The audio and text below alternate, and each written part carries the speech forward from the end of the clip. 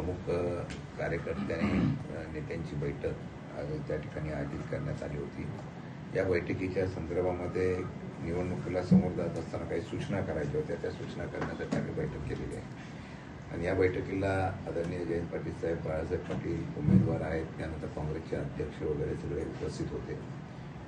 निवडणूक आम्ही ताकदीने लढवणार आणि निवडणूक लढवत असताना ती विजयाची करण्याच्या संदर्भातले प्रयत्न 100% आम्ही करणार, अशा प्रकारचा विश्वास हा आमच्यामध्ये आणि कार्यकर्त्यामध्ये आहे।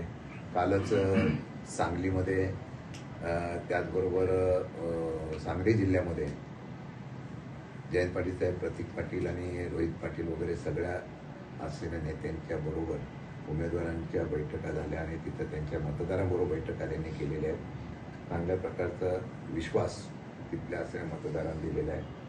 आम्ही सातारा जिल्ह्यामध्ये सध्याची असलेली परिस्थिती लक्षात घेता जिल्हा परिषदेच्या माध्यमातून झालेली घटना असेल त्यावेळेला आम्ही पूर्णपणाने पाठिंबा हा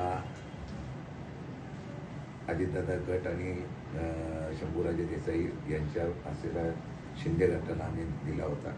मला वाटतं की त्याच पार्श्वभूमीवर सातारा जिल्ह्यामध्ये जी जिल्हा परिषदेला परिस्थिती निर्माण केली गेली, सत्तेचा उपयोग करून ती सातारा जिल्ह्यातल्या असलेल्या सगळ्या लोकांना ही मान्य नाही।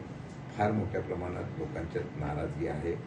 मला वाटतं की स्वाभिमानाने यशवंतराव चव्हाणांच्या जिल्ह्यामध्ये, सातारा जिल्ह्यामध्ये काही लोकांनी विचार करावा आणि त्या प्रकारचं मतदान करावं असं आव्हान आम्ही येत्या काळामध्ये करणार आहोत। मला वाटतं की ती भूमिका घेऊन सातारचे असलेले मतदार आपल्या सद्विवेक बुद्धीला विचारात घेऊन अशा पद्धतीची प्रथा या साताऱ्यात होऊ नये म्हणून मतदान करतील असा मला विश्वास आहे।